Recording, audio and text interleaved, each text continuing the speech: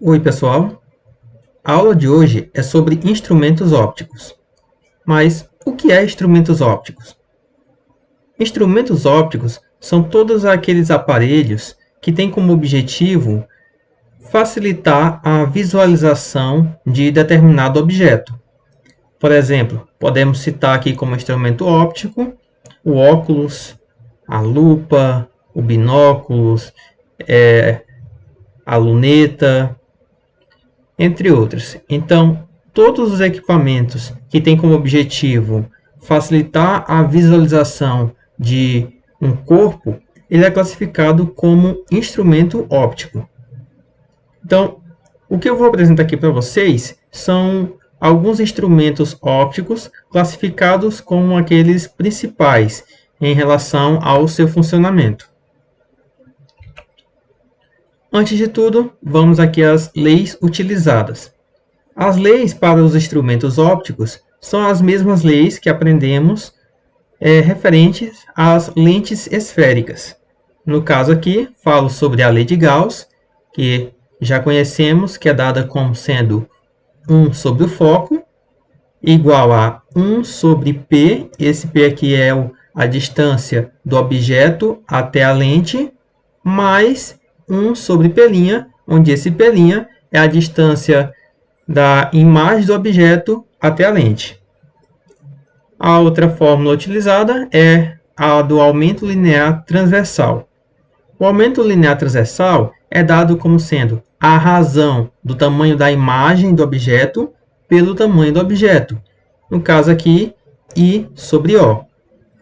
E também ela é igual a menos P', que é a distância da imagem até a lente, dividido por P, que é a distância do objeto até a lente. Então, até agora, nada de novo. Isso aqui já foi apresentado no assunto de lentes esféricas. Então, aqui basta agora a gente associar as lentes aos instrumentos ópticos. O primeiro aqui nós temos a lupa. Está localizada aí na página 203. Então, vamos lá. Lupa. Esse instrumento, todos já conhecem, né? Ele é um instrumento que tem a capacidade de ampliar a imagem dos objetos. Como na imagem aí, vocês podem perceber que a lupa ela está ampliando a escala aqui de uma régua.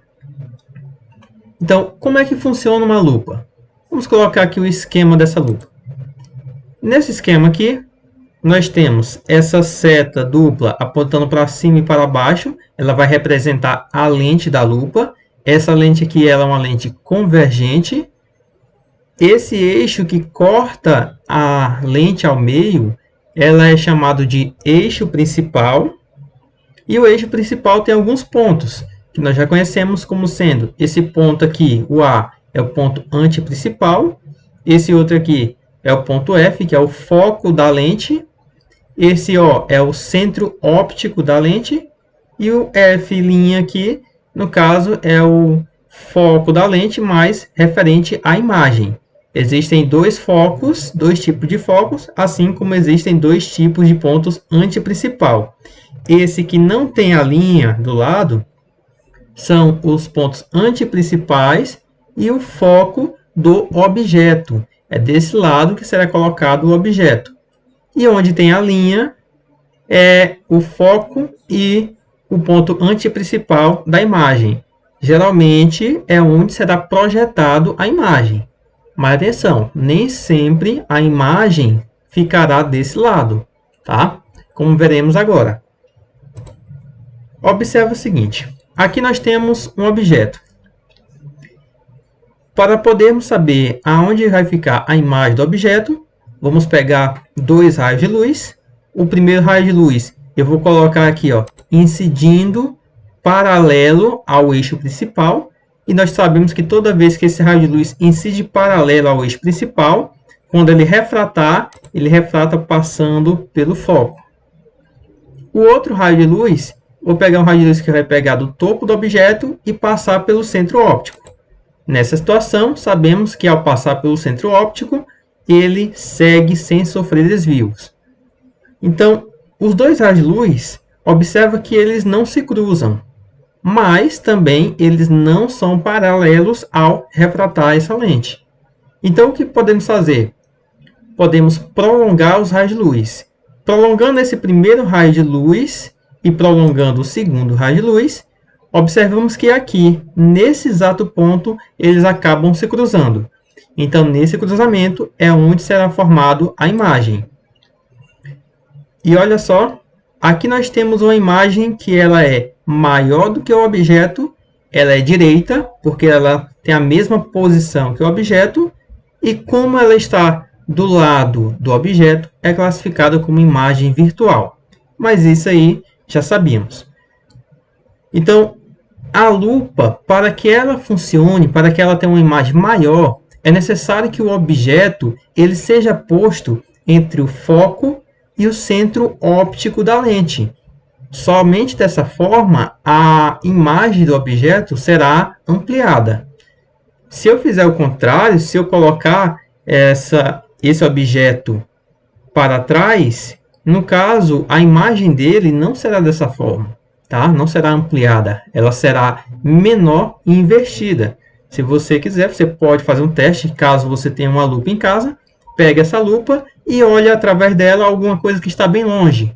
Você vai verificar que aquilo que está longe, ele está pequeno e de ponta cabeça, tá? Então, aqui nós temos a nossa lupa, e se aparecer alguma pergunta em exercício ou prova de vestibular, pedindo para você classificar a imagem vista através de uma lupa, você já sabe que essa imagem aqui, ela é maior, ela é direita e ela é virtual. Tudo bem? Vamos ao próximo. Microscópio composto. Então, para o microscópio composto, quem não conhece ele, nós temos a foto aqui de um do lado, né? De um microscópio composto, que basicamente é um microscópio que ele é associado com várias lentes, tá? Mas vamos estar falando de duas lentes principais. Então, vamos ao esquema. Primeira coisa, aqui nós temos uma lente convergente. Essa lente convergente, ela é chamada de lente objetiva. Por que lente objetiva? Pois essa lente ela está mais próxima do objeto. Toda vez, numa situação em que uma lente de algum equipamento que possui várias lentes, essa lente está próxima do objeto, ela será chamada de lente objetiva. Mas onde é que se encontra a lente objetiva aqui no microscópio? Então, a lente objetiva ela será essa daqui, ó.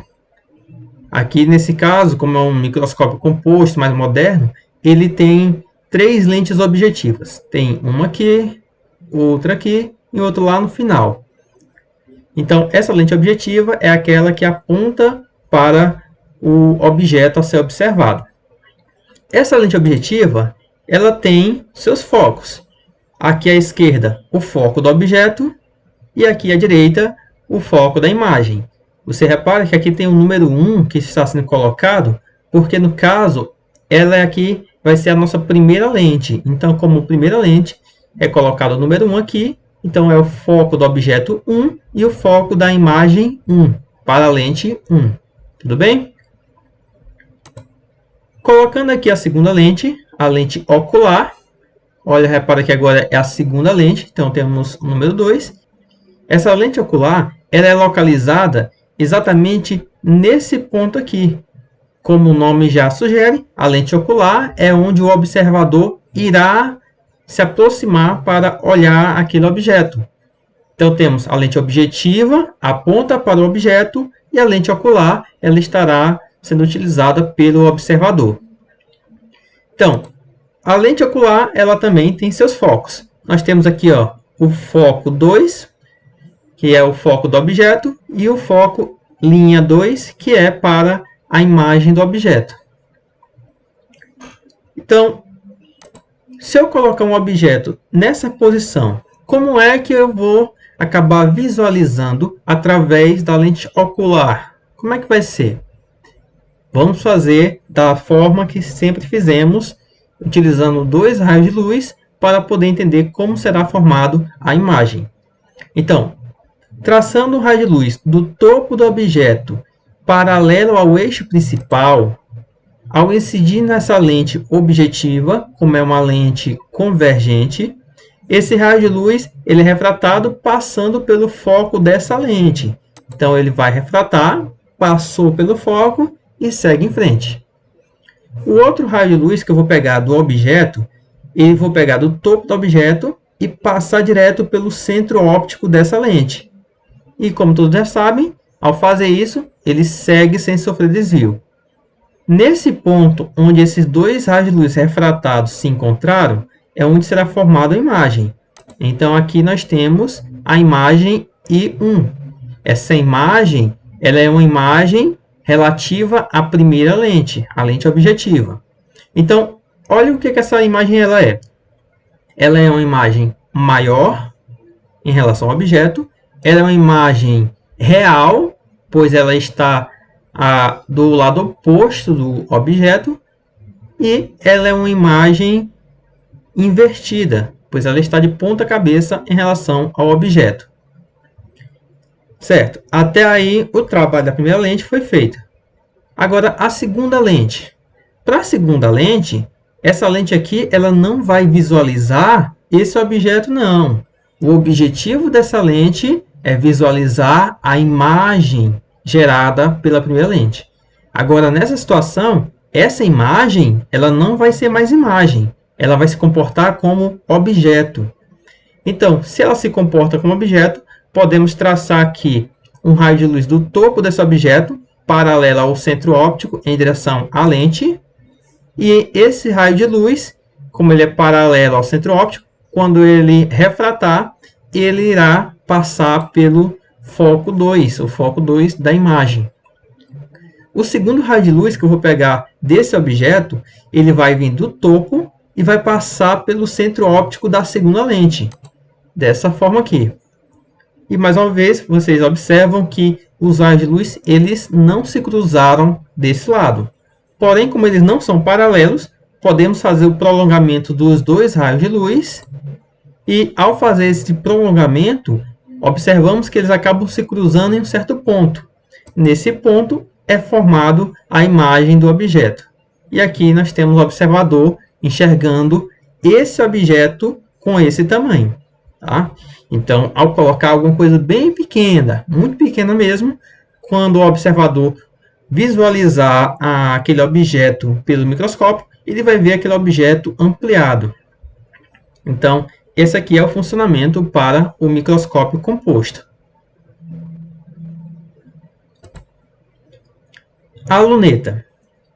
Para quem não conhece, a luneta ela é um instrumento que ela é utilizado para que nós possamos olhar para o espaço. Tá? Então, como é que essa luneta funciona? Ela é um pouco parecida com o microscópio composto. Tá? A diferença é que nós temos aqui a primeira lente. Essa lente aqui ela é a lente objetiva. Observe que a lente objetiva ela é maior, bem maior do que a lente ocular. Tá? Mas por que a lente objetiva é maior na luneta e no microscópio não? Porque o objetivo dessa lente ser maior é justamente receber mais luz. Quanto mais luz ele receber, melhor para poder visualizar aquele objeto.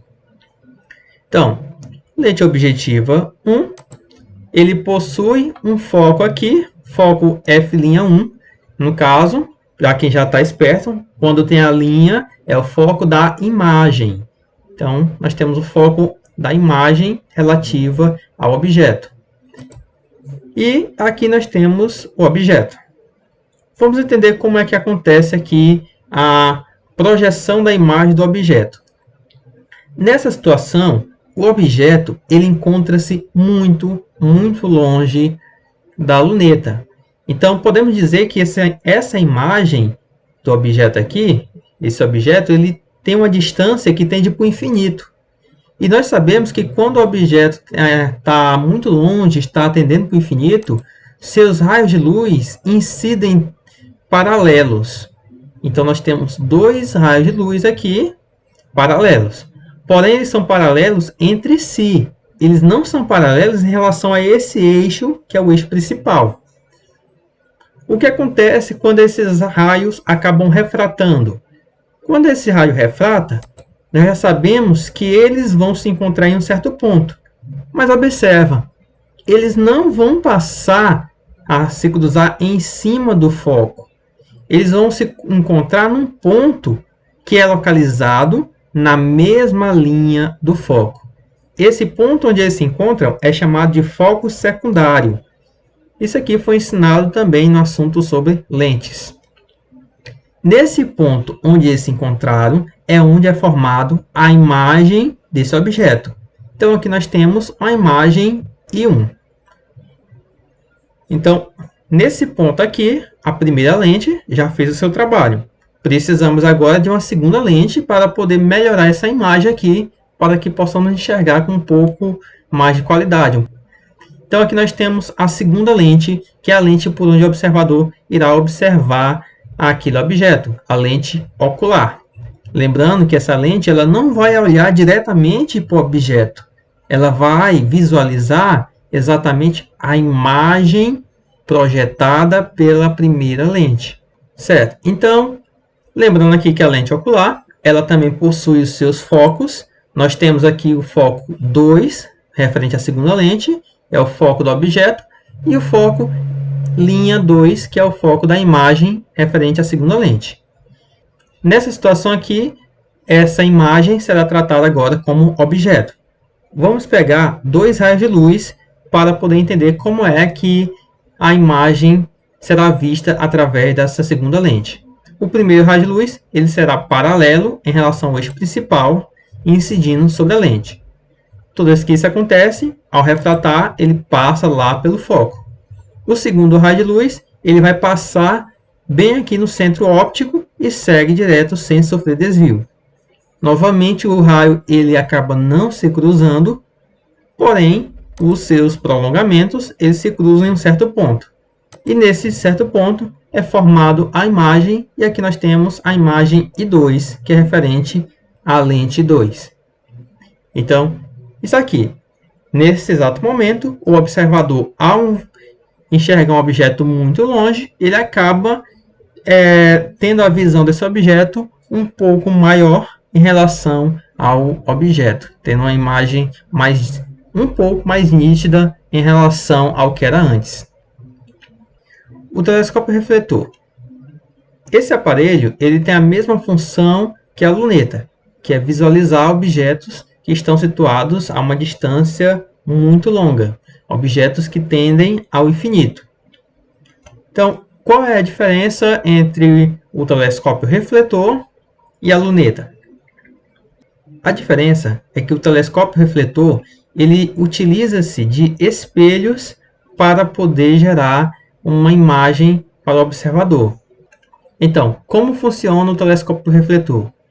O telescópio refletor, basicamente, ele é um tubo, onde esse tubo aqui ele irá receber a luz por essa abertura que nós temos aqui na frente. Essa luz que ela é recebida, ela vai acabar sendo incidida aqui em um espelho côncavo. Esse espelho côncavo ele é classificado como sendo o espelho primário, pois é ele que vai receber primeiramente os raios de luz. Esse espelho primário ele está fixo em um suporte, e esse suporte aqui é chamado de suporte do primário. Quando os raios de luz incidem sobre esse espelho, esses raios de luz incidindo paralelos, o raio de luz que é refletido por ele, eles são jogados diretamente para o foco. E nesse foco que ele está sendo jogado, é colocado aqui um espelho secundário. Esse espelho secundário ele está fixo em um suporte do secundário. No caso, é um suporte que tem a função de segurar esse espelho aqui no meio. E quando esse raio de luz incide sobre esse espelho secundário, ele é novamente refletido, e dessa vez ele vai passar por uma outra área que é chamado de focalizador.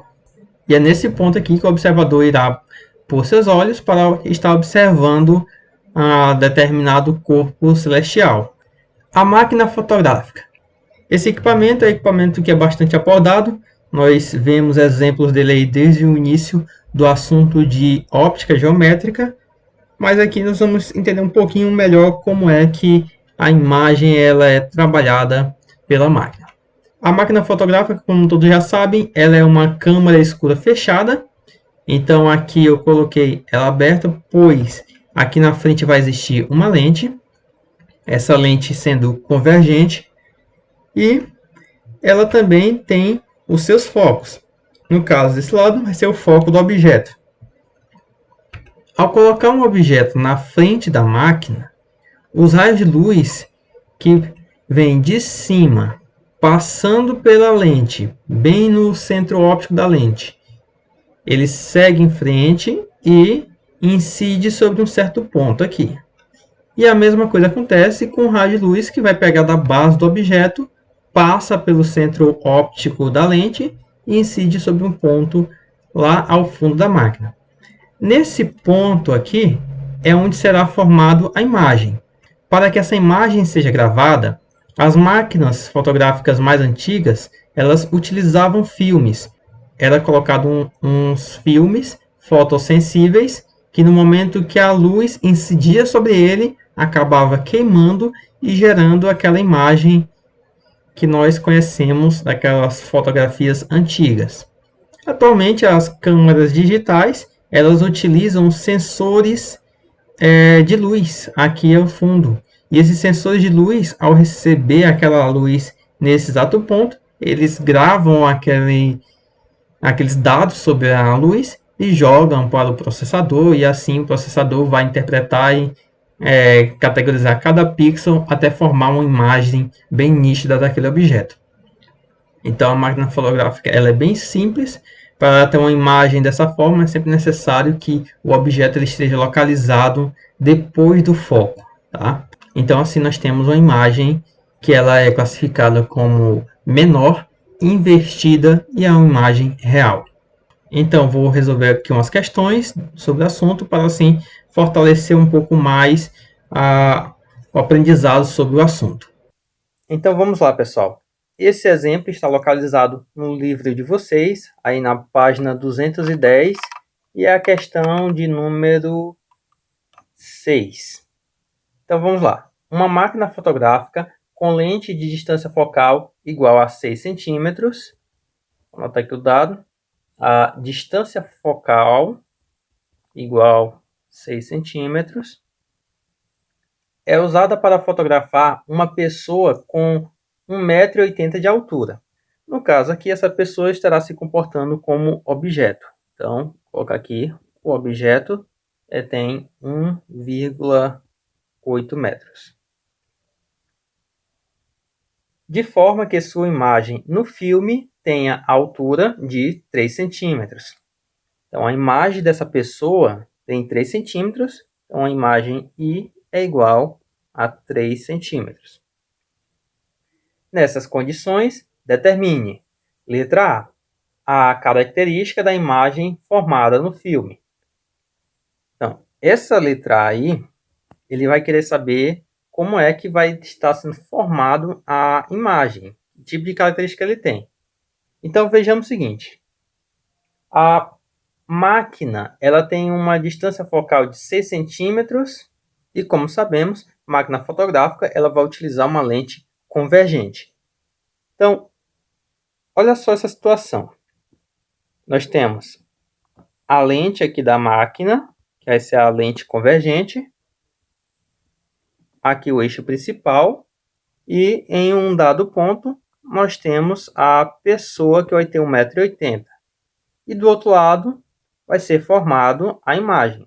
Lembrando que essa imagem ela tem que ser menor do que a pessoa. Se a lente ela é convergente e a imagem ela é menor, nessa situação ela nunca poderá ser uma imagem direita. Ela tem que ser essa imagem aqui, uma imagem invertida. Então nessa situação aqui, a imagem ela é invertida. Como vocês verificam aqui nos valores, A pessoa tem 1,80 m e a imagem tem 3 centímetros. Então, essa imagem ela é menor. E a pessoa ela está de um lado da lente e a imagem está do outro. Então, nessa situação aqui, a imagem é classificada como imagem real. Então, essas aqui são as classificações para a imagem e está respondida aí a letra A. Letra B. A distância da lente ao filme. Então, a distância entre a lente e o filme, essa distância ela é basicamente a distância da imagem à lente. Pois é exatamente naquele ponto onde a imagem é formada, nesse ponto é colocada esse filme, como eu falei anteriormente. Então, o que nós vamos ter que encontrar aqui é a distância pelinha, que é a distância da imagem até a lente. Então, o que nós temos? Nós temos o tamanho da imagem, nós temos o tamanho do objeto, mas precisamos encontrar o pelinha. Utilizando a lei de Gauss, vamos colocar aqui, ó, 1 sobre o foco é igual a 1 sobre P mais 1 sobre o pelinha. Para a gente encontrar o pelinha, é necessário ter o P, que é a distância da pessoa até o foco, e também precisamos ter o foco. Nesse caso aqui, o foco já tem, está escrito no problema, mas o P, que é a distância da pessoa até a lente, não temos. A outra fórmula que temos para usar é do aumento linear transversal, onde já sabemos que esse aumento linear ele tem que ser igual ao tamanho da imagem dividido pelo tamanho do objeto, ou então ele pode ser calculado como menos a distância da imagem até a lente dividido pela distância do objeto até a lente. É a mesma coisa. Como isso aqui é a mesma coisa, podemos fazer o seguinte. Essa imagem ela é 3 centímetros. O objeto ele é 1,80 m. Observa que metro e centímetro são unidades de medidas diferentes. Nós temos que colocar os dois na mesma unidade. Eu vou transformar tudo para centímetros, já que o foco também está em centímetros. Tudo bem? Então, aqui, ó, no lugar do I, eu vou colocar o tamanho aqui, que é 3 centímetros, dividido por O. No lugar do O, que é o tamanho do objeto, 1,80 m. 1,80 m em centímetros é a mesma coisa que 180. Igual. Menos pelinha, eu não sei quanto é que vale o menos pelinha, e também não sei quanto é que vale o P. Detalhe, pessoal. Observa aqui na letra A. A letra A, eu falei que a imagem ela é invertida. Se a imagem ela é invertida, o tamanho I ele tem que ser negativo. Por quê? Porque a imagem ela é invertida. Então, nas duas situações, tem menos de um lado e menos do outro, podemos cancelar o menos aqui e aqui, e eles ficam positivos. E agora? Eu posso simplificar em cima por 3, posso dividir por 3, e embaixo pode dividir por 3. 3 dividido para 3 vai ser 1, e 180 dividido para 3 vai ser 60. Isso é igual a P' sobre P. Fazendo regra de 3, P vezes 1 vai ser P, igual 60 vezes P', que é 60 P'. O próximo passo aqui é aplicar esse valor que nós temos aqui dentro da equação de Gauss. Aqui eu vou repetir, ó, 1 sobre o F. O F vale 6, então vou colocar 6, igual 1 sobre o P. Esse P, ele vale aqui, olha só quanto ele vale, pessoal, 60 P'. Então, no lugar de P, eu vou colocar 60 P', mais 1 sobre P'. Para poder resolver essa soma aqui, o que nós vamos fazer é repetir aqui o primeiro, que é 1 sobre 6, igual, aqui embaixo nós vamos tirar MMC, entre 60 P' e P'. O MMC entre 60 P' e P' vai ser 60p'. Esse aqui é o MMC.